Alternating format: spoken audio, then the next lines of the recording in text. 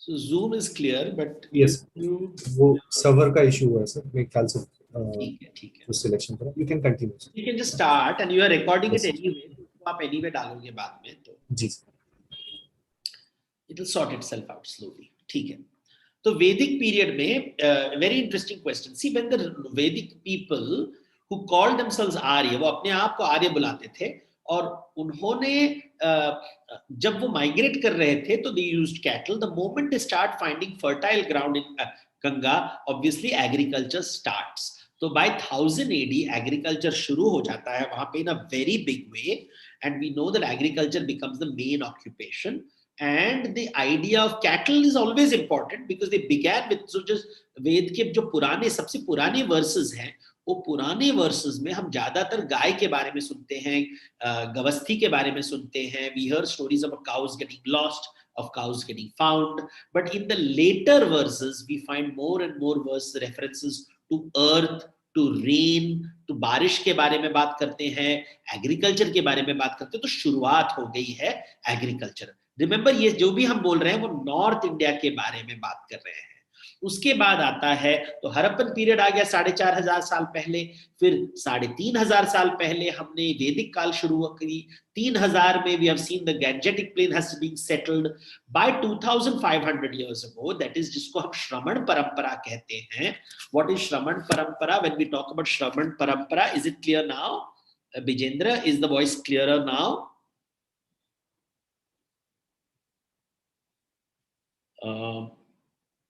या ओके। सो अभी क्या होता है, श्रमण शब्द क्यों इस्तेमाल कर रहे हैं? Because Buddhism is just one of the many श्रमण परंपरा। श्रमण परंपरा is hermit culture. Hermit culture मतलब ये तपस्वियों का तप का कॉन्सेप्ट बहुत इंपॉर्टेंट हो जाता है।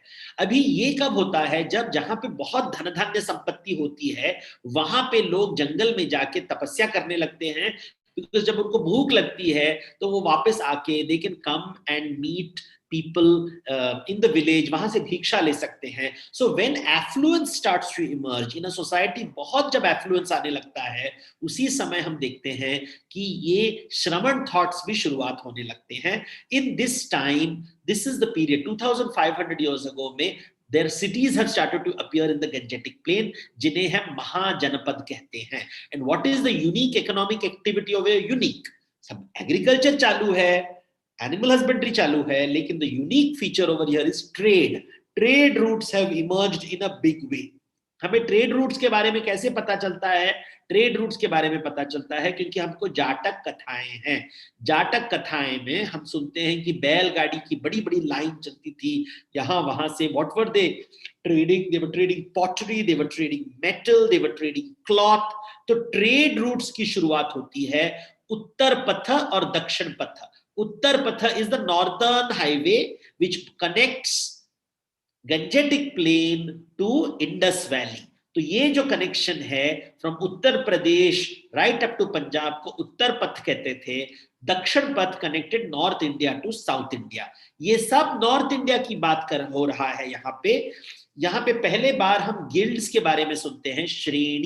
श्रेणी आर ग्रुप्स ऑफ मर्चेंट्स। तो मर्चेंट्स के बारे में हम सुनते हैं, उनके पास बहुत धन है। Merchants are supporting Buddhism and Jainism, और वहां पे हम पहली बार धन, excess wealth is being generated यहाँ पे। That is the economic activity. फिर उसके बाद we come to economic activities में धीरे धीरे south India now starts to appear. Shramana परंपरा के बाद हम आते हैं पौराणिक पीरियड में। व्हाट इज पौराणिक पीरियड? पुराण जब लिखने लगे। When were Puranas being written? 1500 years ago। So Vedas are 3,500 years old। Purana जो हम बोलते हैं ये 1500, 2000 to 1500 years old। तो बाद में पहले रामायण आता है, फिर महाभारत आता है, रामायण महाभारत आता है, उसके बाद पुराण आते हैं। दिस इज रफली the Gupta period. Gupta period में न्यू एक्टिविटी क्या है, बड़ा एक्टिविटी क्या है यहाँ पे? Unique point. What is unique? Trade route has become very big across India, north, south, east, west. Trade routes में we suddenly start hearing a lot about the silk route. Silk Route becomes important, international trade becomes important, trade with Roman Empire becomes important. Trade, please remember, Ajay, हम economic activity की बात कर रहे हैं, literature की बात नहीं कर रहे हैं. Look, this book is very carefully designed, topic by topic हम जाएंगे. That is how you will remember. कभी नहीं भूलोगे अगर आप ये follow करोगे ये rule. Unique practice starts in the Gupta period, land ownership. हम जमीन जो होता है ये किसी के land grants are given, kings are giving land away to people. Brahmadeya villages, this is the book I'm referring to. Brahmadeya is land grant to Brahmins, Devadana, land grants to. ये पहले बार हम शिलालेख में मिलता है कि जमीन has been given away to temples, to gods, to courtiers. ये कॉन्सेप्ट शुरू होता है 1500 साल पहले. This is very closely linked to temple building culture. तो देखो कैसे इकोनॉमिक एक्टिविटी समय के साथ बदल रहा है. ऐसे अगर याद रखोगे यू विल नेवर फॉरगेट, कभी नहीं भूलोगे ये कॉन्सेप्ट. उसके बाद आता है द इस्लामिक पीरियड और the Turco-Mughal period, which starts roughly around 800 years ago. What is the major shift that happens? You are the same economic activities चल रहे हैं. अभी agriculture है, animal husbandry है, crafts are there, trade is going on. Is any new thing happening? The land grants continue. The land grants, only the system of land grants has changed the names. Now we start hearing things like ships. Big ships are traveling. We hear about Marco Polo coming to India. We hear about ships, big ships of the Cholas being sent to Southeast Asia. फिर हम सुनते हैं Arab trade has started. Monsoon winds के साथ Arab trades have started. That Arab people are coming to India and going to Southeast Asia. अभी तक हम Vasco da Gama तक नहीं पहुंचे हैं. अब 800 साल पहले, वास्को ड गामा 600 साल पहले. तो धीरे धीरे जाते हैं वहां पे. We are now seeing a new world activity हो रहा है यहाँ पे. India is becoming very famous for its fabrics. Our weaving technology has become very famous. हम यहाँ पे पहले बार हुंडी सिस्टम या जिसको हम हवाला कहते हैं वो सिस्टम शुरू हो गया है. Trading systems have started. यहाँ पे the Jewish traders, Arab traders have emerged. उसके बाद कॉलोनियल एरा शुरू होता है. Colonial era start 600 years ago. यहाँ पे Portuguese shipping has become very good. Quality ships have come. Portuguese take over the business from Arabs. पहले Arabs business करते थे इंडिया से. Indians would not travel outside. After the Gupta period, Indians stopped traveling and they would outsource the trade to Arabs. Then the Arabs were defeated by the Portuguese. Portuguese ने ये business ले लिया. The Portuguese were then replaced by the British and the sea control went to the Europeans. This was the big shift which happened in the colonial era. First they were looking for finished goods, then gradually industrial revolution शुरू हो जाता है Europe में. And then India, instead of using finished goods, we became the source of raw material. So now economic culture में बदलाव आ गया है. देखो पहले हम finished goods बेचते थे, हम कपड़ा बेचते थे, धीरे धीरे हम कॉटन बेचने लगे. So why did the Guptas leave the trade, foreign trade? Very good culture. Roman culture collapses. When the Roman culture collapses, the Roman trade stops. When the Roman trade stops, there is a major change in the economic structure.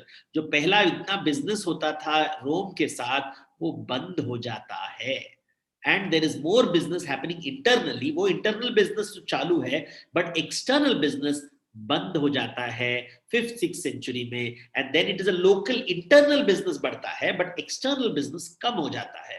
External business वापस शुरू हो जाता है when the Arabs come back, right? So that is how you are understanding commerce.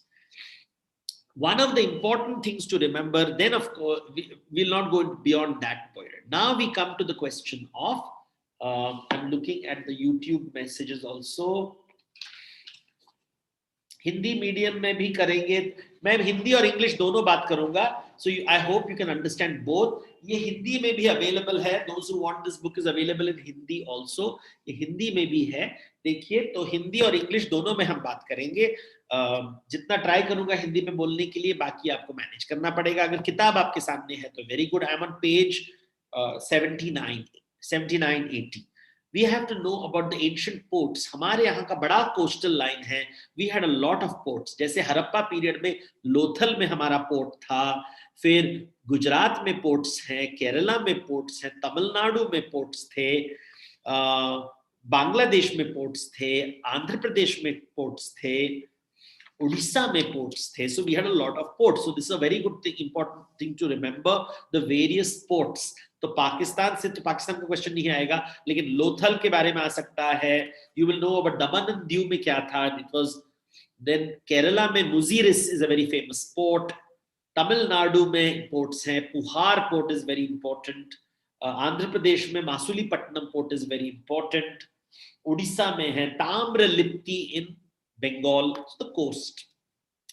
Agricultural activities may, I have to give you a very interesting idea. Please remember when the Sufis came to India in the 14th and 15th century, two major agricultural revolutions took place, one in Sindh and one in Bengal. Bengal और सिंध में बहुत ही बड़ा agricultural revolution हुआ था, क्योंकि वहां पे जो गंगा नदी थी उसका फ्लो चेंज हो गया and new land was revealed. तो वहां पे लोगों ने एग्रीकल्चर शुरू की. Sufi saints played a very important role कि एग्रीकल्चर बढ़ाने में. तो आज हम जिसको बांग्लादेश कहते हैं, बांग्लादेश में agriculture was spread by Sufi people, इसलिए वहां पे कई पीर के दरगाह हैं which is associated with agriculture. Sindh में भी हम ये देखते हैं.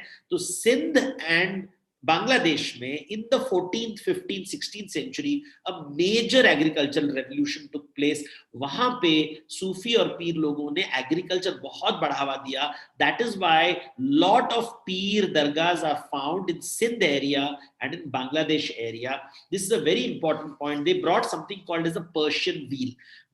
Persian wheel is, इसको water wheel कहते हैं. इसका फोटो है यहाँ पे. If I don't know if you can see it clearly, this is a water wheel. ये वाटर व्हील देखिए, ये वाटर व्हील, ये जल यंत्र इंडिया में था, but it was not popular. It was not popular across India. It was not popular across India. लेकिन ये जल यंत्र, इसको पर्शियन व्हील कहते हैं. तो मतलब even it came from abroad, India में था लेकिन it became very popular in the Mughal period. In the Mughal period it became very very important. याद रखिए, राजा को जब पैसा बनाना है तो in those days एग्रीकल्चर नहीं था. जैसे आज हम बोलते हैं economy is down, economy should be up. तो पहले जमाने में अगर मुझे पैसा ज्यादा बनाना है तो मैं क्या करूंगा, I will create new villages, नए गांव बनाऊंगा, नए बस्तियां बनाऊंगा जहां पे ज्यादा खेत होंगे. ज्यादा खेत होगा तो ज्यादा हार्वेस्ट होगा, ज्यादा हार्वेस्ट होगा तो ज्यादा पैसे होंगे.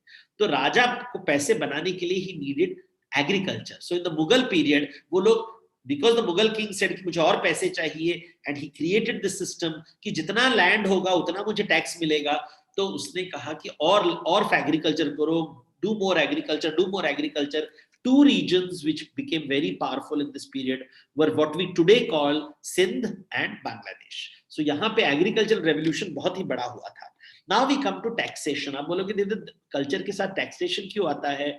Because जब how the wealth is made, एक तो wealth generation हो गया, दूसरा wealth distribution. डिस्ट्रीब्यूशन के दो माध्यम होते हैं. एक होता है टैक्स, जो स्टेट होता है वो कर लेता है, तो दे टेक टैक्सेस. राजा जब होगा, सो द फर्स्ट साइन, राजा का मतलब क्या है, जो टैक्स लेता है. What is the definition? अगर कोई इंग्लिश में आपको बोलेगा Devdutt what is the meaning of state, राज्य का अर्थ क्या है? राज्य का मतलब है वह जो आपसे कर लेता है, जो टैक्स लेता है, उसी को हम we call the tax person. The tax, the one who collects tax is called a state, right?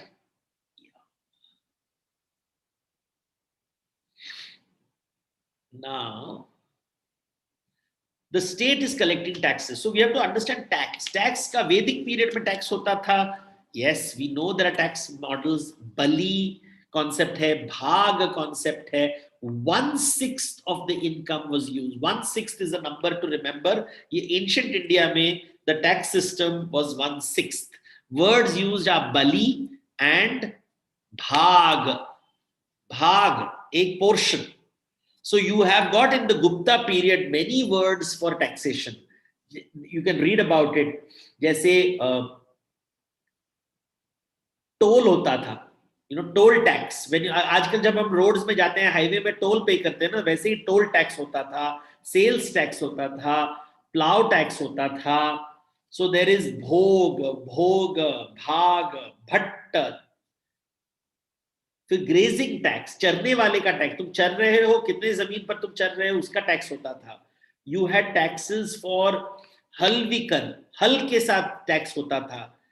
कल्पित, sales tax. Then there is tax collected from ships.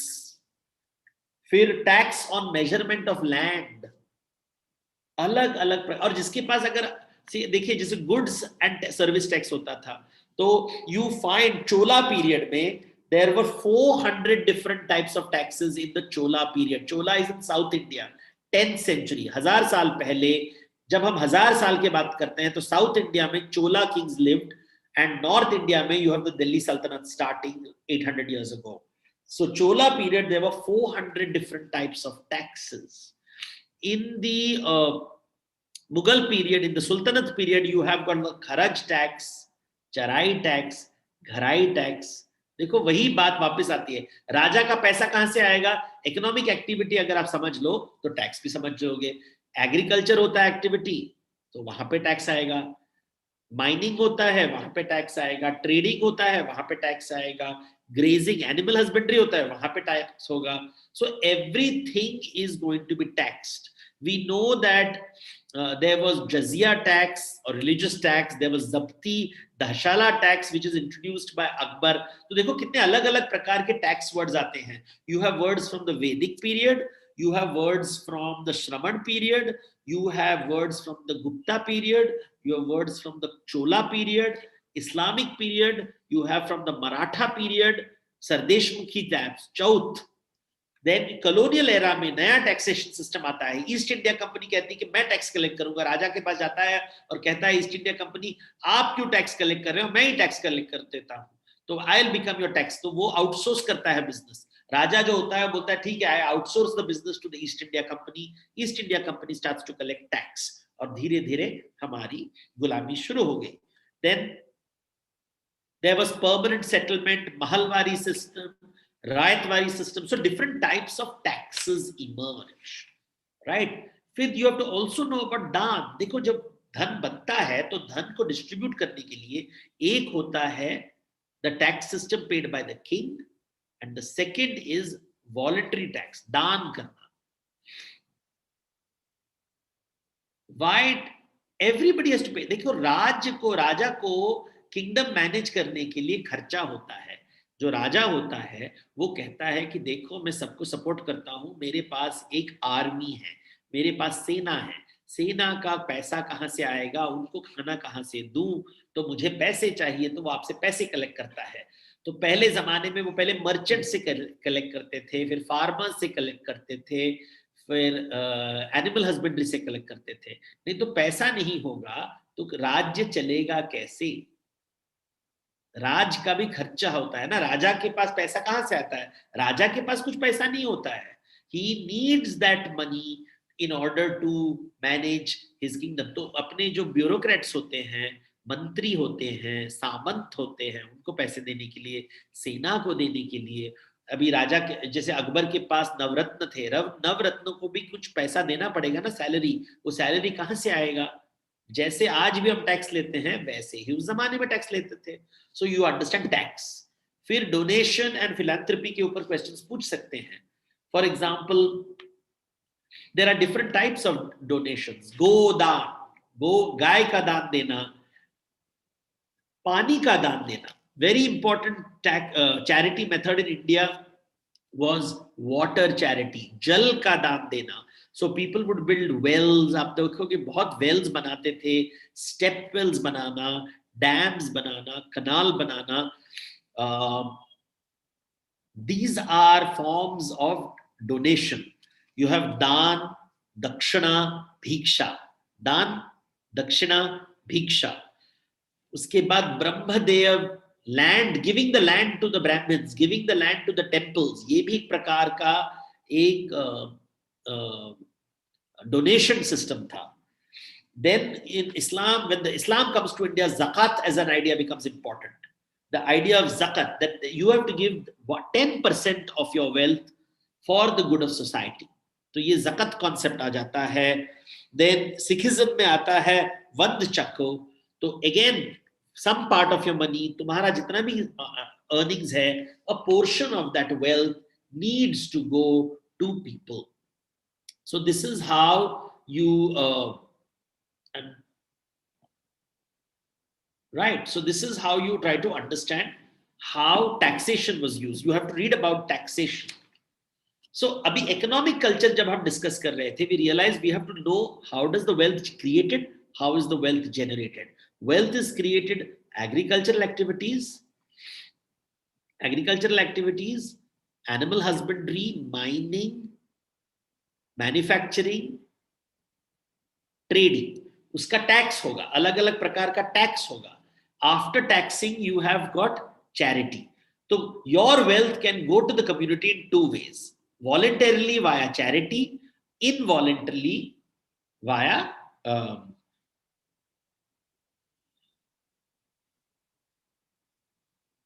good. Now we have now discussed the economic culture. Now we come to political culture. तो एक बार लक्ष्मी के बारे में बात कर दिया, तो हम थोड़ा दुर्गा के बारे में बात करते हैं. आप बोलोगे Devdutt, how is political culture important? अभी पॉलिटिकल कल्चर की राजा, हम लोग बोलते हैं ना राजा हो, लेकिन राजा बनते कैसे हो? How do become a king? राजा बनाने के लिए सिस्टम क्या है? लोग आपको राजा क्यों मानेंगे? राजा बने तो आपके पास ये you get the right to collect taxes. Basically राजा का मतलब है जो कर लेता है, उसी को हम राजा बोलते हैं. It is a very simple definition to understand राजा का मतलब क्या है. राजा वो है जो आपका टैक्स कलेक्ट करने की अधिकार, वो आप बोलता है कि मेरा अधिकार है. अगर वो राजा नहीं, फिर हम उसको गुंडे बोलेंगे, कह रहे आप तुम टैक्स क्यों ले रहे हो, तुम तो गुंडे हो. नहीं, मैं राजा हूं, मेरा काम है वो आपसे पैसे लेके, I will use it to manage the place, right. So now comes राजा. How do you become a king? तो वैदिक पीरियड में मेथड क्या था राजा बनने का? वैदिक पीरियड में अश्वमेध यज्ञ होता था टू बी राजा, जहां पे राजा का घोड़ा जाता है और अगर उसी कोई चैलेंज नहीं करेगा वो बनेगा, वो एरिया बिकम्स राजा का world. This becomes the land of the king. So you have this concept of raja. राष्ट्र शब्द पहले बार कब मिलता है? यजुर्वेद में पहली बार राष्ट्र शब्द मिलता है. राष्ट्र एंड देश आर यूज्ड इंटरचेंजेबली. राष्ट्र वो है जो जहां पे टैक्स कलेक्शन शुरू हो गया है. That is how you remember Raja.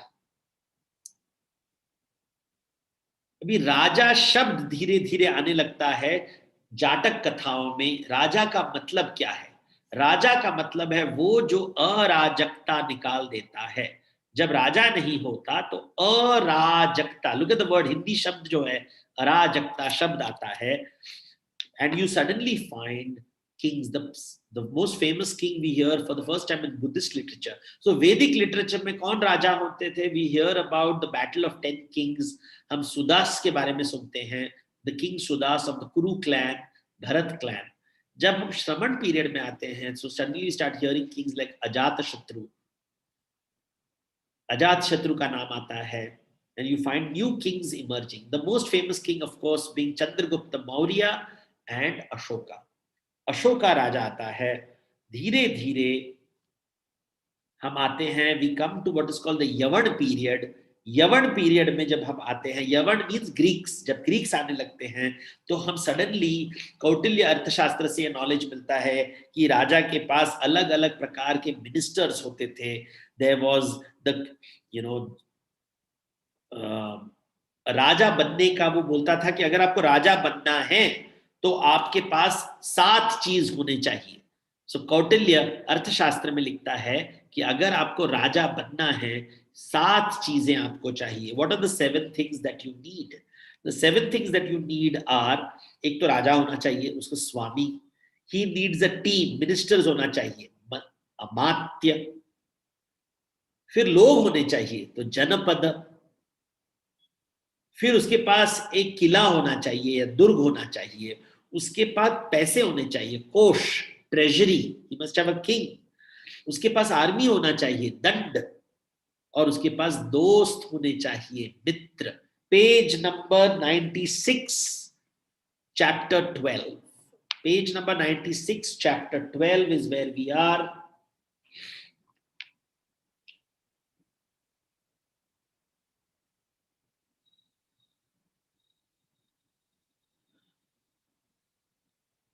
I'm looking at the YouTube messages and I'm looking at your chat engine for questions. Right. तो अभी हम पॉलिटिकल सिस्टम्स आ गए, इकोनॉमिक सिस्टम छोड़ के पॉलिटिकल सिस्टम्स में आ रहे हैं। गुप्ता पीरियड में हम देखते हैं कि पहली बार राजा को भगवान का रूप माना जाता है। King is associated with Vishnu. तो हड़प्पा पीरियड में हमने ज्यादा राजाओं के बारे में देखा ही नहीं, देयर वाज नो राजा, कुछ दिखाई नहीं देता, कोई पैलेस नहीं दिखाई देता है, कुछ नहीं दिखाई देता है, कोई एडिक्ट नहीं दिखाई देता है। वैदिक पीरियड में हम राजा शब्द मिलता है हमको धीरे धीरे करके। जब हम श्रमण पीरियड में आते हैं, दैट इज बुद्धिस्ट पीरियड में आते हैं 2,500 years ago, हम देखते हैं कि अशोका जैसे राजा के बारे में आता है। जब हम यवन पीरियड में आते हैं, that is between empires, between Maurya and Gupta, पहली बार धर्म शब्द आने लगता है।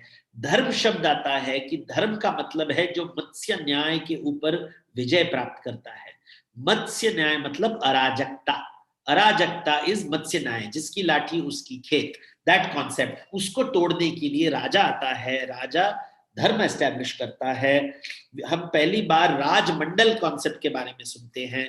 गुप्ता पीरियड में राजा अपने आप को कहता है कि मैं भगवान का स्वरूप हूं, द न्यू आइडिया इमर्जेस। और इसलिए आप देखोगे उदयगिरी केव्स इन मध्य प्रदेश में अगर जाएंगे तो राजा अपने आप को दिखाने के लिए वराह का रूप लेता है, वाइल्ड बोर का रूप लेता है, या नरसिम्हा का। ये दो मूर्तियां बहुत फेमस हो जाती हैं। और हम देखते हैं कि पिलर्स बनने लगते हैं, जो पिलर्स बनने लगते हैं, अशोका मेक्स पिलर्स, ये कॉन्सेप्ट हमको पर्शिया से आया था। पर्शिया के राजा बहुत पिलर्स बनाते थे। तो यही pillars we see in the Gupta period. तो गुप्ता पीरियड में पिलर्स देखते हैं। फिर ब्राह्मणों को और राजाओं को लैंड ग्रांट शुरू हो जाता है गुप्ता पीरियड में। चोला पीरियड में द होल आइडिया ऑफ सामंत चक्र का कॉन्सेप्ट आ जाता है। We find a new concept of kingship emerging. राजा बोलता है कि जहां द लैंड, जितना लैंड में डायरेक्ट टैक्स ले सकता हूं वो मेरा राज्य है। उसके बाजू में लैंड होता है जहां पे मैं ट्रीटीज, आई टेक ट्रिब्यूट, मैं ट्रिब्यूट लेता हूं। तो मैं डायरेक्ट टैक्स नहीं कलेक्ट कर सकता, तो मैं वो सामने वाले का जो राज्य है उसको बोलता हूं कि अगर तूने मुझे हर साल कुछ पैसे दिए तो मैं तेरे ऊपर वार नहीं करूंगा। तो एक राजा आ गया, फिर वो बोलता है कि सामने वाला से मैं ट्रिब्यूट लूंगा, तो ट्रिब्यूट का कॉन्सेप्ट आ जाता है। तो सडनली नए नए शब्द आने लगते हैं, राजा, महाराजा, महाराजाधि राजा, मतलब बड़ा राजा, छोटा राजा, सीनियर राजा, जूनियर राजा, ये कॉन्सेप्ट आ जाता है बाय गुप्ता पीरियड, बाय चोला पीरियड, ये सब कॉन्सेप्ट्स आने लगते हैं। फिर हम देखते हैं कि when the Cholas are in South India, North India में the Rajputs start to rise, एक नया कॉन्सेप्ट आता है, राजा का कॉन्सेप्ट आता है। Then when the Turkish people come into India, when people start to emerge from Central Asia, you have the Delhi Sultanate starting, राजा का concept वापस बदलता है। राजा कैसे बनेगा तू? ये बनेगा क्योंकि अगर मस्जिद में ड्यूरिंग द फ्राइडे प्रेयर्स आपका नाम लिया जाएगा, then you are the sultan, right? So sultan can't, how do you become a sultan? You can't just say I am the sultan. You need the support of the people and the support of everybody who will support you. So you have to have force and you need acknowledgement. So the new system emerges कि पहले जमाने में system अलग था, अभी नया system आता है। ये सिस्टम में कहेंगे कि फ्राइडे के समय जो खुतबा होता है, फ्राइडे के दिन अगर आपका नाम लिया जाएगा तो आप सुल्तान बनोगे। नाउ इससे क्या होता है, you suddenly start seeing tension शुरू होने लगते हैं। जो राजा होता है, जिसका उसका कंट्रोल जब तक होगा तब तक उसका किंगडम बहुत बड़ा होगा। अगर कंट्रोल नहीं होगा तो बाकी वाले किंगडम बोलेंगे हम भी सुल्तान बन सकते हैं, हम आपको टैक्स क्यों दे। तो we suddenly start seeing these words like sultan and badshah doesn't make a difference because everybody used anything. It doesn't matter कि आपका स्ट्रेंथ कितना है, आप कहां से टैक्स लेते हो और कहां से आप ट्रिब्यूट लेते हो। तो अगर आप ट्रिब्यूट नहीं ले सकते, देखिए पहले जब आता था, when Mahmud of Ghazni came to India, he would only raid and go away. He would go, then gradually Mahmud of Ghori comes to India and then you have the Delhi Sultanate being established. पहले सिर्फ दिल्ली में सल्तनत था और उसका बहुत spread हो गया, बहुत एरिया स्प्रेड किया, लेकिन जो दूर दराज के एरियाज थे वहां पे जो कमांडर थे उन्होंने कहा कि हम ये सुल्तान को पैसे क्यों दें, हम नहीं देंगे, हम अपने आप को सुल्तान बनाएंगे। So initially you will see only Delhi सल्तनत, फिर धीरे धीरे आप देखोगे गुजरात में एक सुल्तान आ जाता है, फिर बंगाल में, जो दूर दूर के जो इलाके हैं वहां पे नए राजा आने लगते हैं, बोलते कि हम आपको क्यों दें, हम नया सिस्टम, हम अपना सिस्टम बना देंगे, हम आपको नहीं देंगे। So you see power how it controls the division of wealth. So tax word is very important, जो टैक्स लेता है वही राजा है, और जो टैक्स दूसरों से लेता है, so then you have the concept of tribute. So tax and tribute becomes important. This is how economics, देखिए कल्चर कैसे बदलता है। जब पहले जमाने में लोग, now one of the very important concepts with kingship, राजा के साथ इस भाषा, राजा के दरबार में कौन सा भाषा बोला जाता है, ऑफिशियल लैंग्वेज हम बोलते हैं ना, ऑफिशियल लैंग्वेज। अशोका ने कौन सी भाषा इस्तेमाल की, अशोका वैदिक पीरियड में हम कौन सी भाषा इस्तेमाल करते थे लोग, we think we believe that we are not 100% sure, वैदिक संस्कृत बात करते थे। वैदिक संस्कृत जो पुराना संस्कृत है, Vedic Sanskrit is very different from later Sanskrit जिसको हम क्लासिकल संस्कृत। जब अशोका राजा बनता है तो वो कहता है कि नहीं मैं पाली इस्तेमाल करूंगा, प्रकृत इस्तेमाल करूंगा, तो मैं प्रकृत इस्तेमाल करने लगते हैं। धीरे धीरे जब गुप्ता राजा बनते हैं, दे स्टार्ट यूजिंग संस्कृत, तो Sanskrit starts being used as the court language from 300 AD to 1300 AD। जब दिल्ली से के सुल्तान आने लगते हैं तो वो आते हैं अफगानिस्तान से, वो आते हैं उज्बेकिस्तान से, लेकिन वो उज्बेक भाषा नहीं बोलते, वो फारसी बोलते हैं, पर्शियन लैंग्वेज। उसके साथ साथ पर्शियन भाषा, जब ब्रिटिश लोग आने लगे तो उन्होंने इंग्लिश इस्तेमाल किया। अभी देश में लोग कह रहे हैं कि हिंदी इस्तेमाल करो, क्या इंग्लिश इस्तेमाल करना है या हिंदी। तो राजा का भाषा क्या है, राजभाषा is a very important concept. Ashoka uses Pali, Gupta kings use Sanskrit, Delhi sultans use Farsi and British used English. देखिए कैसे बदलाव आता है, तो ऐसे बदलाव आता है भाषा में। This is legitimization. So you have to learn a little bit about culture ऐसे। What about legal systems? क्या legal systems थे? आजकल हमारे पास न्यायाधीश है, पहले जमाने में न्यायाधीश होते थे या नहीं होते थे? Is a question we have to ask. कैसे करते थे लोग? So when you see what happens when people read only NCERT books, they realize, you please realize UPSC में कोई NCERT, they don't care where you read from which book. आपको marks नहीं मिलेंगे, you will not get extra points from which book you have read. Knowledge is being text, not your memory or what is the source of your knowledge. And if you just read what everybody else is reading, you will remain the same level, you will never go up. आप सबके साथ mediocre level में रहोगे. So be very careful with this. ज्ञान बहुत बड़ा होता है, अपना छोटा किताब के साथ don't be stuck. Think big. So now you have to ask about legal systems. Were there legal systems in the Vedic period? What was the legal system in the Vedic period? What was the legal system in the post-Vedic period? What was the legal system in the Gupta period? What was the legal system in the Mughal period? What was the legal system in the British system? बदलाव क्या आता है? So the oldest we know, we believe, is Sabha Samiti concept in the Vedic period, but really law starts to emerge in the Dharma Shastras. Dharma Shastra shabd aata hai. So when was the oldest Dharma Shastra written? Bauddhayana Dharma Shastra, which is 2600 years old. Then you have many Dharma Shastra books. So when was Dharma Shastra written? धर्म शास्त्र was roughly written at the time of the महाजनपद. So जब महाजनपद हुए थे उस समय धर्म शास्त्र की शुरुआत होती है. You will hear two words, धर्म सूत्र and धर्म शास्त्र. इनमें फर्क क्या है?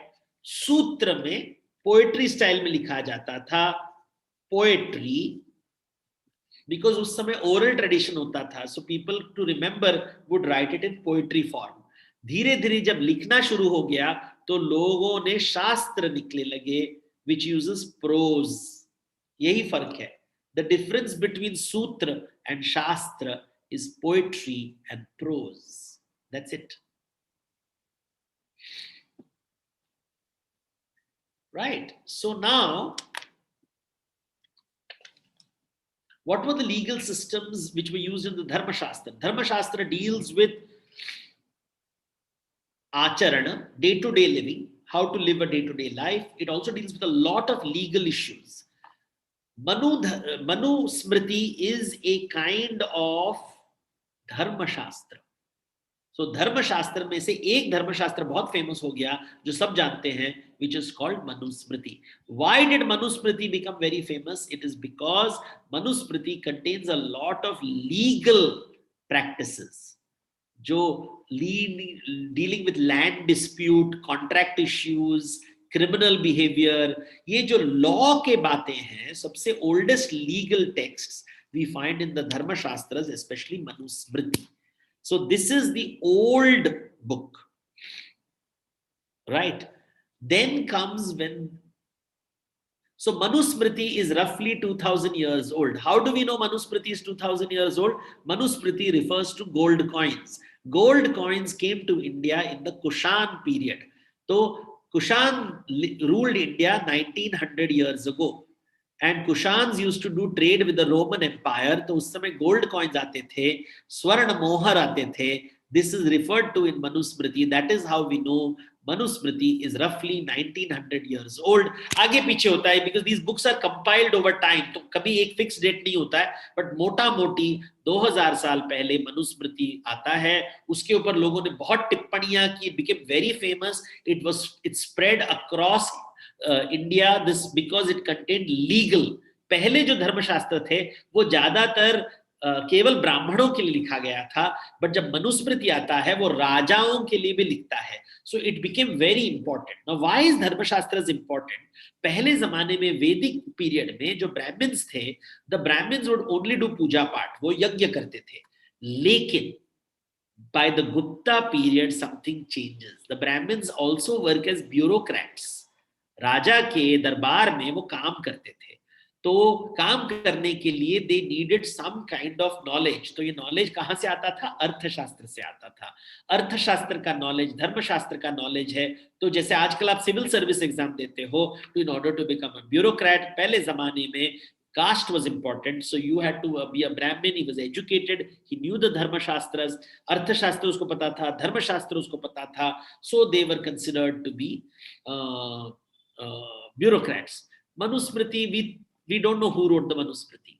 Manusmriti हम बोलते हैं मनु ने लिखा है, but actual person we don't know. Right? So that becomes these books usually have no one person writing. अभी क्या होता है, जब जैसे बौद्धयाना was the old बौद्धयाना, Gautama, these are writers, Yajnavalkya, Narad, ये सब अलग अलग धर्मशास्त्र हैं. So many writers are there. There is, how to remember, B से बौद्धयाना, G से गौतम, Y से याज्ञवल्क्य, N से नारद. देखो 4 नाम तो मैंने बोल दिए. मनु, ये जो लेखक था बहुत ही चालाक था. उसने कहा कि अगर मैं मनु नाम डाल दूं तो लोग बोलेंगे कि ये तो भगवान से आया है. So he became the big best seller. जैसे कई प्रकार की किताबें होते हैं, some books become more important than others. Now comes legal systems. See, we're talking about legal systems. Some of y'all are still stuck in the taxation, मतलब economic things. Can we move on? We have now entered politics. Tax की बात जब करते हैं तो वो economics में आ गया.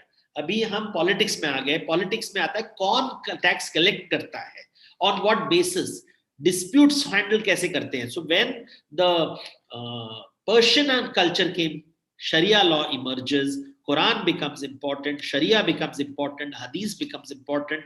So a new system emerges, legal system changes from Dharma Shastras. I mean, there is Dharma Shastra also, and there is the Sharia system. And then the British come and the British create the Indian Penal Code. So what we have today was created by the British. The British took advantage of the previous laws of the Mughal court and the lands before that, which was Brahmins were providing, that is Dharma Shastras. So that is how you learn about the political system. Now you have to learn about military system. Because वो भी एक culture होता है ना. Culture जब बात करते हैं तो हमें मिलिट्री के बारे में भी पढ़ना पड़ेगा. Harappan period, what is the unique feature of Harappan period? We don't find any science of an army. Army का कोई साइन नहीं दिखाई देता है. सेना, they did not have swords, उनके पास तलवार हमको नहीं दिखाई देता है हरप्पा में. वेरी इंटरेस्टिंग आइडिया कि ये एक ऐसा सभ्यता था जहां पे शायद ना राजा था ना सेना था. What an interesting find. Vedic period we find discussions of war, fighting, बहुत युद्ध के. We hear people talking about infighting. They are fighting with each other and they are fighting with outsiders. They are fighting with dasas, dasyu, pani. फिर अपने बीच में लड़ाई हो रही है. What kind of you can make swords using silver, you can make swords using gold, you can make sword using copper. In other parts of the world, Egypt mein they had weapons made of copper. Mesopotamia mein they had weapons made of copper. In China they had weapons made of copper. India mein also they could have made weapons out of copper, but Harappans did not. The first weapon we have found, swords and chariots, has been found in Bagpat. In Bagpat area of Uttar Pradesh, we have found some of the earliest weapons.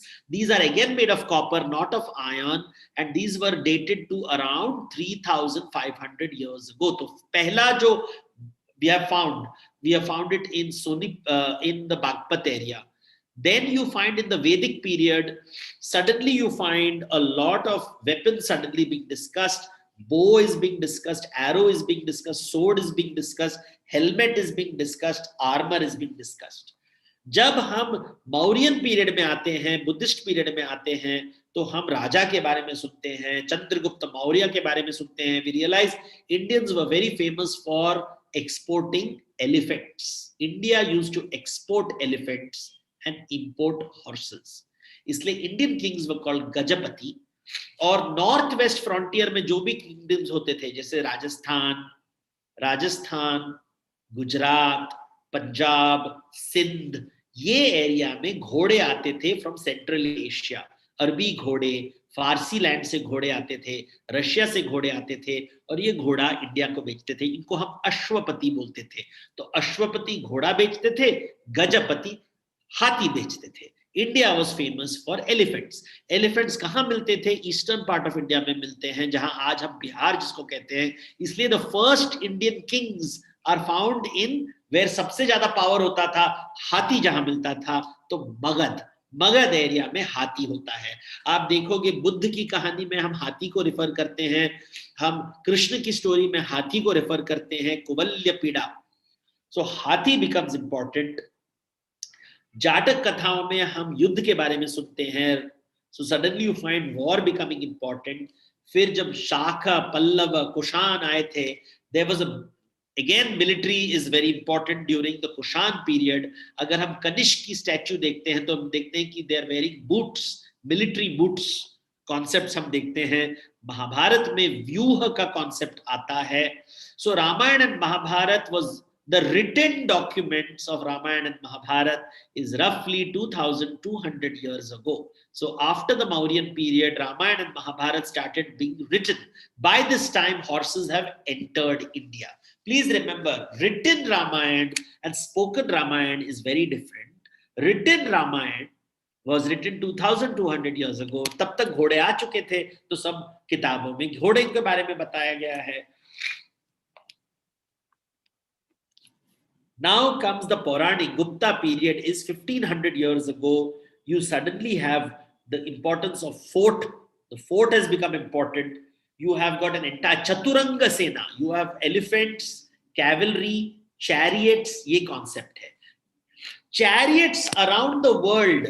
Please remember, जो हम रथ के बारे में बोलते हैं, around the world, पूरी दुनिया में chariots were only used from 1700 BCE to 700 BCE. Only ये पीरियड जो है यहाँ पे रथ का इस्तेमाल होता था, इसके बाद रथ का इस्तेमाल वाज ओनली सेरिमोनियल, युद्ध में रथ का इस्तेमाल होना बंद हो चुका था। तो व्हेन अलेक्जेंडर कम्स, अलेक्जेंडर ने कभी रथ का इस्तेमाल नहीं किया, वो घुड़सवारी करता था। तो घुड़सवारी आता है, इसलिए जब हम देखेंगे रामायण और महाभारत में हम रथ के बारे में सुनते हैं, लेकिन कल्कि अवतार रथ घुड़सवार करता है। So this is a very important idea to remember कि 700 BCE के बाद रथ कोई इस्तेमाल नहीं करता था एक्सेप्ट फॉर सेरिमोनियल रीजन। राजा अपना शो दिखाने के लिए रथ में ट्रैवल करता था, नहीं तो कोई घुड़सवार होता था। So that is a very interesting idea to remember. जब Lodi, when Mamluks, Lodi, Tughlaq, ये लोग, what was the biggest military idea that came during the Delhi Sultanate? Any idea? One of the very famous things you should remember is, is the Parthian shot. Parthian shot. So when the Turks came to India, जब तुर्की लोग आने लगे, new culture आने लगा, फारसी बोल रहे थे वो लोग, इस्लाम लेके आए थे, they brought one very interesting military practice. It is called the Parthian shot. इसका मतलब क्या है? वो घोड़े में आते थे और they would attack in a horse, आगे आगे आते थे, exactly when there were no gunpowder. Please remember, gunpowder comes with Mughals. मुगलों के पहले gunpowder नहीं होता था. The Mamluks don't use it. तो gunpowder comes much later. Delhi सल्तनत के टाइम अभी तक गन पाउडर शुरुआत हुई, very slowly it is coming, but gunpowder comes much later. Battle of Panipat में gunpowder is used for the first time, the guns are being used, cannons are being used. एक बार gun powder आ गया, cannon आ गया, उस समय हाथी का use चला गया। पहले हम जो अगर आपका एक किला है, गढ़ है, तो उसको तोड़ने के लिए कैसे तोड़ोगे? उस समय हाथी की जरूरत थी, इसलिए हाथी was very famous. India was very famous for elephants. लेकिन एक बार आपके पास कैनन आ गया, तोप आ गया, वंस यू हैव अ तोप यू डोंट नीड अ हाथी, हाथी का यूज खत्म। So catapults were not famous in India. Why were they not famous? Because flat land नहीं था, हमारे पहाड़ी इलाके में उसका कोई यूजफुल नहीं है कैटअपुल्ट्स। ये सब हम लोग पिक्चर में देखते हैं, बट इंडिया में हाथी वाज वेरी पावरफुल, हाथी was very very important. But gunpowder, but what is Parthian shot? इसको नहीं भूलेंगे हम लोग। So the people from Afghanistan, Tajikistan, Uzbekistan, वो जो सेंट्रल एशिया से जो वॉरियर्स आते थे, they had a very beautiful technique. They would come riding a horse, और जब आपके सामने आते वो they will turn around, they will go around you. तो आप बोलोगे कि अरे ये डर गया मुझसे, वो क्यों घूम के जा रहा है? He would go around और फिर वो मुड़ के he would shoot an arrow. He would turn around and shoot an arrow. That is called a Parthian shot. Parthian means जिसको संस्कृत में पहलव बोलते थे, शाका पल्लव बोलते हैं, तो पार्थियन। पार्थिया कहां पे है? It is in Central Asia. This was a unique ability. अभी भी अगर आप गूगल करोगे या यूट्यूब करोगे, आपको ये दिखाई देगा। Soldiers they can ride a horse, turn around, घुड़सवारी से पीछे मुड़ के वार कर सकते थे।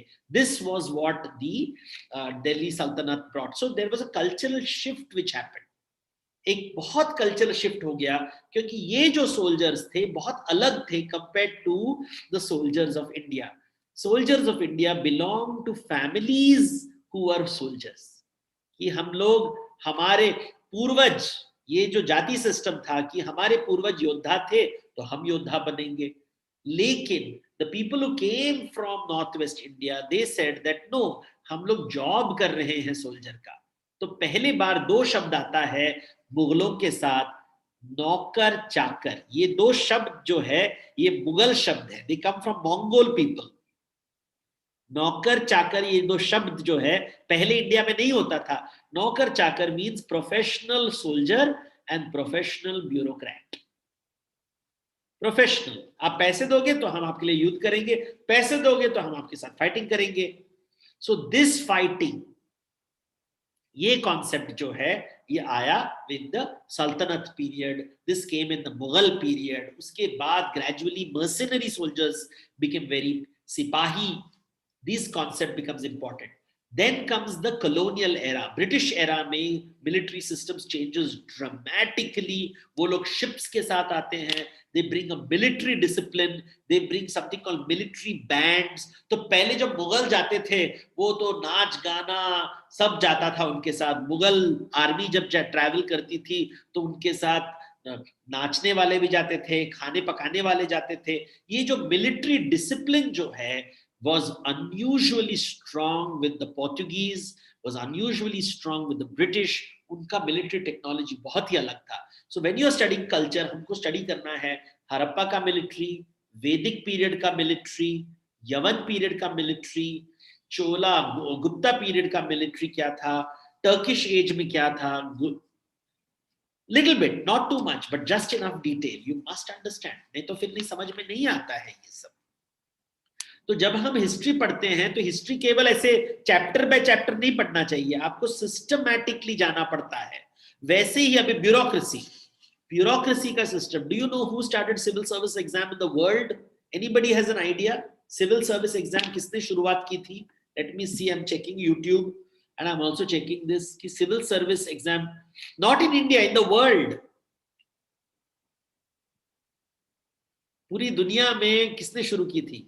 China has been having civil service exams for the past 1500 years. 1500 साल से उनके यहाँ सिविल सर्विस एग्जाम्स होता था. Confucius started it. इंडिया में ये सिस्टम नहीं था. आप एग्जाम दे के सिविल सर्वेंट नहीं बन सकते थे. तो अब सिविल सर्वेंट कैसे बनते थे पहले जमाने में? क्योंकि आपके बाप दादा काम करते थे तो आपको भी मिल जाता था. तो ये कास्ट का सिस्टम था कि अगर आपके पिताजी काम कर रहे राजा के साथ तो आप भी काम करोगे. अगर आपके पिताजी नहीं करते थे तो आपको नहीं मिलेगा वो अपॉर्चुनिटी. तो अपॉर्चुनिटी ही नहीं था.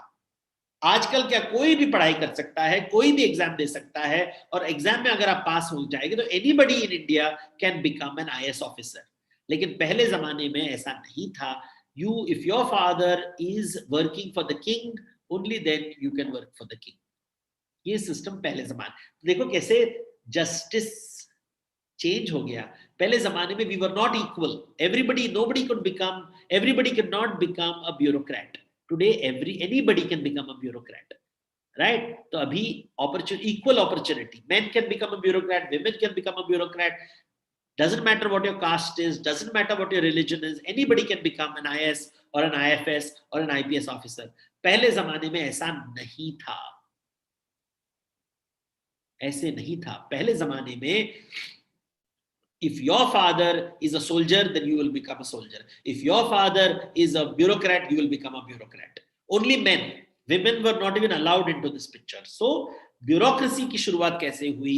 You have to know about bureaucrat. Different job profile क्या था? गुप्ता period में क्या था?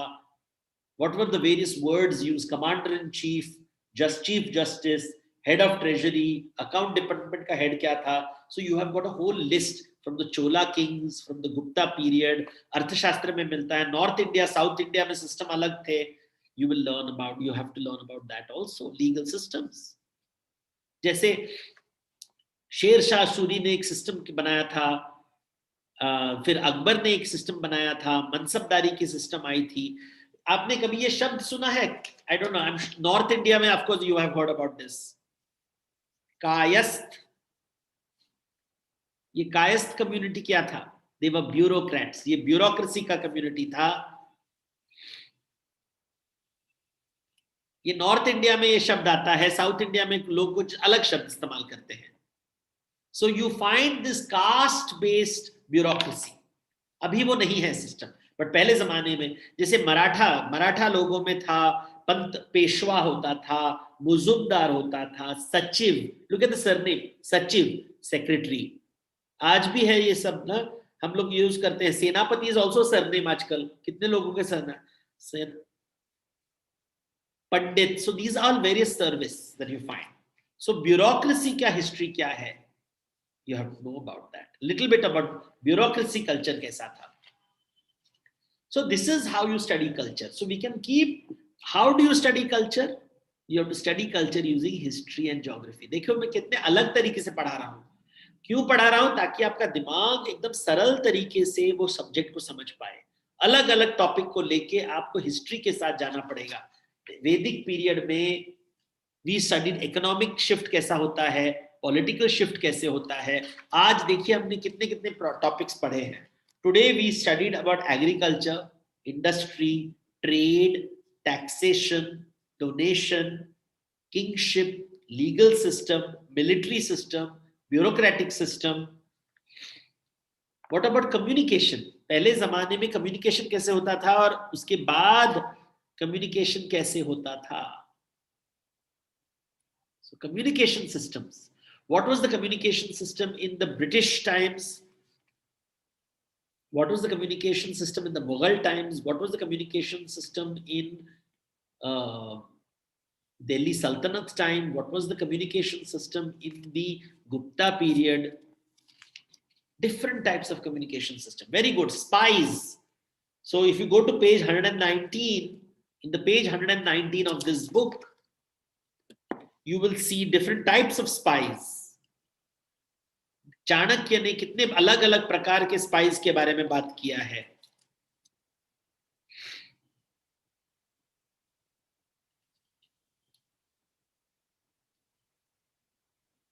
So you have different ways of understanding different. राजा की कहानी, पहले जमाने में ढोल बजा के ले जाते थे, तो ढोल बजा के राजा के बारे में आपको ज्ञान आता था. So you should know that, right? So it's almost 11:20 now. Please ask me questions on the topics related to economic culture and political culture before we wind up. So I'm checking the messages which have come.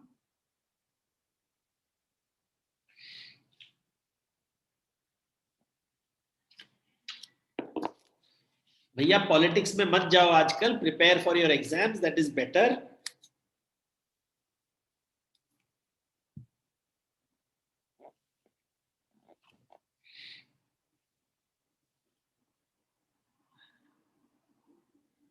We have discussed international relations yesterday, तो आज मैं discuss नहीं करूंगा. We discussed about Chinese travelers, we talked about European travelers, we talked about Arab travelers, we talked about diplomacy. We have discussed all that. देखिए यहाँ पे I'm just trying to help you understand religious culture. How is economics and religious culture related? Excellent question. When you have more money, you, for example, राजा ने एक जमीन दिया है एक मंदिर को. So मैंने देवदान दे दिया, 10 एकड़ जमीन मैंने एक टेम्पल को दे दिया. Now the temple has become rich. उसके पास हर साल रबी क्रॉप, खरीफ क्रॉप आएगा. So it has got lots of wealth. तो ज्यादा पैसा आएंगे तो मैं और ज्यादा खर्चा कर सकता हूं, दूसरे मंदिर बना सकता हूं, मंदिर का वैभव बढ़ता है, वहां पे जब पूजा पाठ में और ग्लोरी आएगा. So that is how economics and religious culture is related. The merchants would fund and the भिक्षुज एंड बिल्ड. जो स्तूपा बनाते थे, बनाने के लिए खर्चा होगा. एक अगर बुद्ध के स्तूपा बनाना है तो you need money, you need technology, you need craftsman. तो जो लोग पैसे देते थे, इससे वो लोग ये मंदिर बना सकते थे. What about the caves? So caves, the Buddhist caves, the Jain temples, the Buddhist temples, बनाने का खर्चा, जब पैसा होगा तभी तो बनाएंगे, पैसा नहीं होगा तो कैसे बनाएंगे? Simple. Everybody would do. Banking was part of all traditions. So Buddhist monks used to do banking, temples used to do banking. Banking was there. जहां ज्यादा पैसा होगा वहां banking. But banking, be careful, money lending होता था, banking नहीं होता था. There is a difference between money lending and banking. Please understand that. पहले जमाने में they used to do money lending. हवाला होता था, हुंडी होता था, so that you can transfer money from one place to the other without actually carrying cash. So these systems were popular in the Arab countries and Indian countries.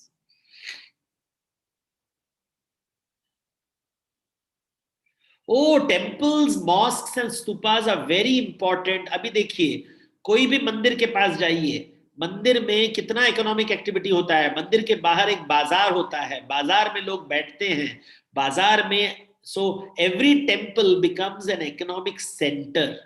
Because वहां पे एक मंदिर में क्या क्या चाहिए आपको, आपको वीवर चाहिए कपड़े बनाने के लिए, जितने भी वहां नर्तकी हैं, ब्राह्मण हैं, देवताओं के लिए आपको कपड़ा चाहिए। कपड़ा मतलब यू नीड वीवर्स, तो वीवर कम्युनिटी आ गया। फिर उनको गहने चाहिए तो ज्वेलरी कम्युनिटी आ गया। अगर आप पूरी जगन्नाथ मंदिर में जाइए तो वहां पे पूजा पाठ के लिए आपको बर्तन चाहिए तो आपको पॉटर आ गया। फिर जैसे जगन्नाथ रथ यात्रा है, उसके लिए आपको चैरियट बनाने के लिए कारपेंटर चाहिए। सो सडनली मंदिर के रिचुअल्स के लिए आपको देखो वीवर चाहिए, पॉटर चाहिए, ज्वेलरी चाहिए, तो कितना इकोनॉमिक एक्टिविटीज हो रहा है। सो मंदिर के साथ इकोनॉमिक एक्टिविटीज होता है। नाउ लुक एट, जैसे गुरुद्वारा में लंगर होता है, तो लंगर आ गया तो उसमें इकोनॉमिक एक्टिविटी है ना। खाना कहां से आएगा, पैसे कहां से आएंगे, लॉजिस्टिक्स चाहिए, कुक्स चाहिए, वेसल्स चाहिए, पॉटरी चाहिए। So you need the gurdwara needs is a centre of economic activities. वहां पे लोग पिलग्रिम्स आएंगे, जब पिलग्रिम्स आएंगे उनको रहने के लिए जगह चाहिए, उनको खाने के लिए जगह चाहिए, तो होटल इंडस्ट्री आ गया, इकोनॉमिक एक्टिविटी आ गया। So every temple, every mosque, every stupa is an economic center. It is a political center. It is an economic center. Why is it a political center? Remember I told you, mosque में every Friday जब prayers होते हैं, नमाज पढ़ी जाती है, उस समय सुल्तान का नाम दिया जाता है। तो अगर नया सुल्तान आता है तो नया नाम पढ़ा जाता है। कोई नया सुल्तान, Ahmedabad, we have heard of, Gujarat का सुल्तान ने कहा कि I don't want to follow Delhi वाला सुल्तान। दिल्ली का सुल्तान को प्रॉब्लम होता है, बंगाल का सुल्तान बोलता है कि I will not follow Delhi वाला सुल्तान। तो वो क्या करता है, बगल वाले जो मस्जिद है, दरगाह है, वहां पे बोलेंगे नमाज पढ़ते समय आप दिल्ली वाले सुल्तान का नाम नहीं लोगे, आप मेरा नाम लोगे, नहीं तो मैं तलवार उठा के वहां पे अटैक कर दूंगा। तो राजा बनने के लिए religious establishments become very important. सुल्तान बनने के लिए religious establishment becomes very important. So please understand, these are economics, politics, religion, सब साथ में हमेशा चलता रहता है। Everybody targets, so temples, churches, mosques have always been attacked by people because वहां पे बहुत धन होता है, हमेशा धन होता है। so पूजा के लिए अभी जैसे मंदिर में खाना चाहिए तो वहां पे बड़ा गोडाउन होगा, गोडाउन में खाना होगा, चावल होगा, दाल होगा। तो सोल्जर्स भूख लगी है, सोल्जर को खाना नहीं मिलता, तो बोलते हैं ये वाले मंदिर में जाओ, वहां पे आपको चावल का भंडारा होगा, तो भंडारा से वो निकाल लेके अपने लिए लेते थे। So this is how you study. Literature and philosophy I will be covering tomorrow. I will not discuss it today, but tomorrow we will be discussing the scientific culture, religious culture. We will be talking about, so we will start from page 120. We will start. You have to understand culture very systematically. तो हम culture study करने के लिए पहले हमने economics discuss किया, उसके बाद हमने पॉलिटिक्स डिस्कस किया। कल हम इंटेलेक्चुअल कल्चर में जाएंगे। इंटेलेक्चुअल कल्चर में science, technology, religion will come, और धीरे धीरे हम सोशल कॉन्सेप्ट्स पे आएंगे, रोटी, कपड़ा और मकान। This is also part of culture. So धीरे धीरे धीरे we are going into culture very systematically.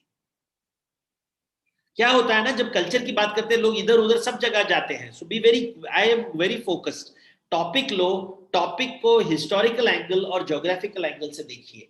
Always study every topic using the historical lens and then the geographical lens, right. So I am showing you technique, मैं details में नहीं जा रहा हूं।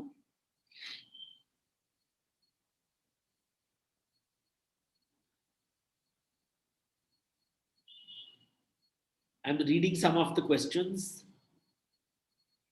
So I am focusing on the technique to study. See, one of the big ideas we talked about today about social justice and equality is पहले जमाने में bureaucrat बनने के लिए या सोल्जर बनने के लिए आपको एग्जाम नहीं देना पड़ता था। उस समय योर फैमिली, जिसको हम लोग आजकल नेपोटिज्म बोलते हैं, नेपोटिज्म चलता। अभी वो पहले जमाने में वो सिस्टम था, अगर तुम्हारा पिताजी सोल्जर है तो तुम सोल्जर बनोगे, तुम्हारा पिताजी अगर सोल्जर नहीं है तो आप सोल्जर नहीं बन सकते। अगर आपका पिताजी पुलिस ऑफिसर है तो आप पुलिस ऑफिसर बन जाओगे, आपका पिताजी अगर ब्यूरोक्रेट है तो आप ब्यूरोक्रेट बन जाओगे। लेकिन now that system has been abolished. Now we are saying anybody can become a police, army, bureaucrat, diplomat, give an exam and the government will decide. आज हमने एक और इम्पोर्टेंट पॉइंट देखा कि राष्ट्र का मतलब क्या है. टैक्स जो लेता है उसी से हमको पता चलता है ये राष्ट्र है. राष्ट्र टैक्स लेता है, राजा टैक्स लेता है. राजा शब्द कहां से आया? अराजकता को जो निकालता है वही राजा होता है. हमने धर्मशास्त्र के बारे में भी सुना है today. We will be going very systematically through this book. If you have not attended yesterday's session, very systematically, first we will discuss culture. ये देखिए, बहुत ही systematically हम जा रहे हैं. पहले culture में हमने people discuss किया, उसके बाद economic culture discuss किया, उसके बाद हमने political culture देखा. कल हम discuss करेंगे intellectual culture. We will discuss about science. We will discuss about science, spiritual culture, social culture. ये चीजें बात करेंगे.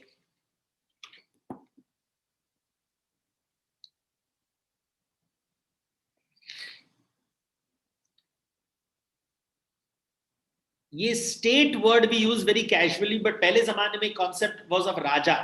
राजा से बात आती है, राष्ट्र से बात, राष्ट्र बाद में आता है. राष्ट्र के साथ आप बात नहीं कर सकते, राजा के साथ आप बात कर सकते हो. So remember the difference. You can talk to a person, you can't talk to an institution.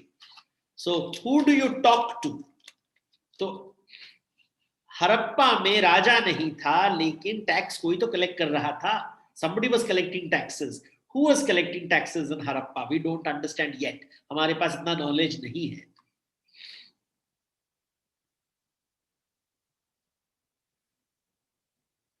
In Harappa, there was no central authority. We have not found any examples of central authority.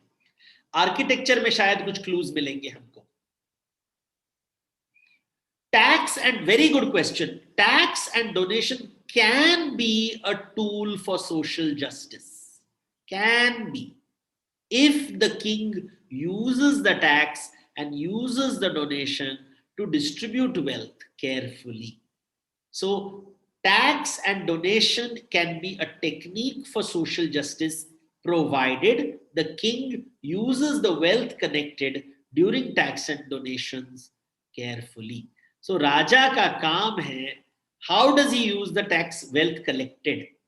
If he uses it for the upliftment of the poor, then it is social justice. If he does not use it for the upliftment, अपने लिए अपना राजमहल बना दिया, अपना घर बना दिया, अपने लिए घोड़े खरीद लिए, अपने बोला कि नहीं मेरे दरबार में नाच गाना होना चाहिए, तो उसने वो पैसा वेस्ट कर दिया, तो उसने सोशल जस्टिस नहीं किया है.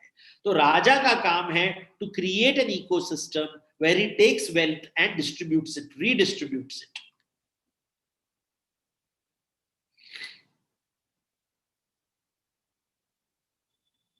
We can assume anything. You need data and evidence.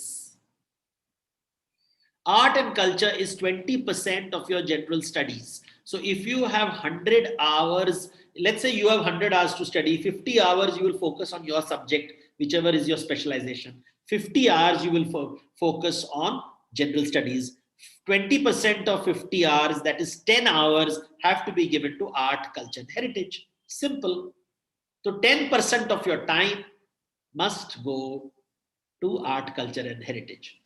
Just calculate your time. कितना time है आपके पास? 50% you will use for your area of specialization, for specialization, and 50% for general studies. 50% का 20% is how much? 10. So totally 1/10 of your time must be spent on art, culture, and heritage. When you study art, culture, and heritage, you will also understand politics, you will also understand economics, you will also understand art. तो ये याद रखिए, culture पढ़ते समय automatically आप politics के बारे में सोचने लगोगे, इकोनॉमिक्स के बारे में सोचने लगोगे, आपको समझ आएगा कि ये बनते क्यों हैं. Why did they build? ये क्वेश्चन पूछना चाहिए, क्यों बनाया आपने इसने.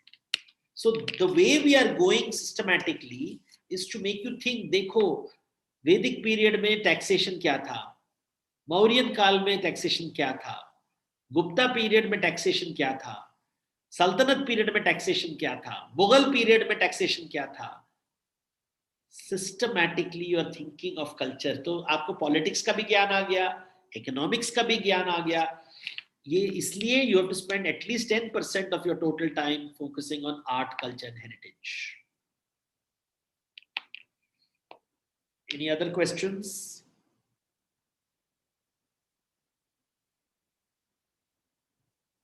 I will be doing these lectures a lot. You can just follow me on my Facebook or on my Instagram. Ikra has been, I've started with Ikra. Thanks, Ikra, for introducing me to these students. But I will be doing a lot of these videos more systematically. But we will go systematically. Please ऐसे don't move. ये जो list बहुत मुश्किल से हमने बनाया है ये टॉपिक का लिस्ट, ताकि आप सिस्टमैटिकली पढ़िए. मैंने देखा टेक्स्ट बुक्स ले, ये टेक्स्ट बुक सी हरप्पा कल्चर नहीं पढ़ते हैं.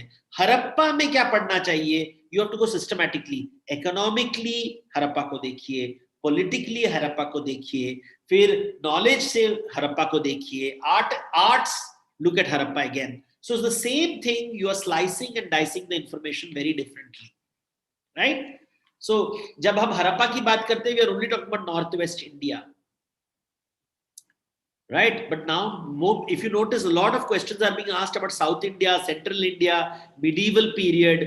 Medieval period में knowledge हमारे पास बहुत कम information है, so you have to study very, very systematically.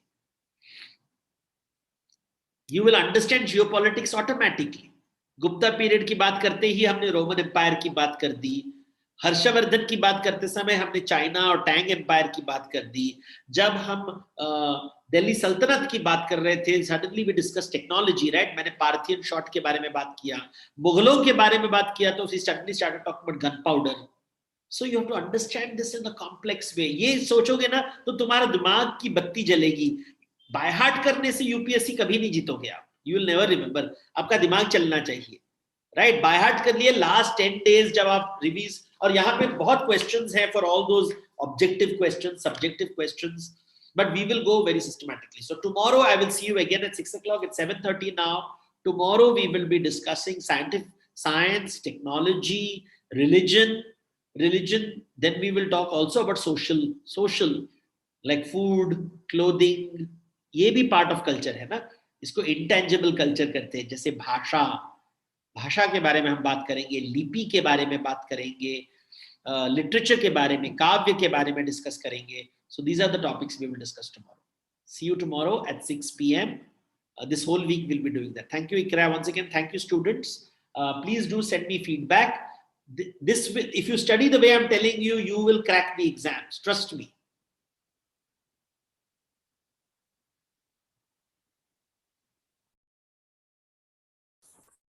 Thank you, sir. Thank you for the session. I think sir has gone. Sir has completed doing the culture part right now, and in upcoming session he will do art and heritage. And I want to tell you all the students in Zoom and YouTube that these sessions are very important for your prelims 2021. So don't miss any session, and who missed the session, they can see the videos on the YouTube. Okay, thank you everyone.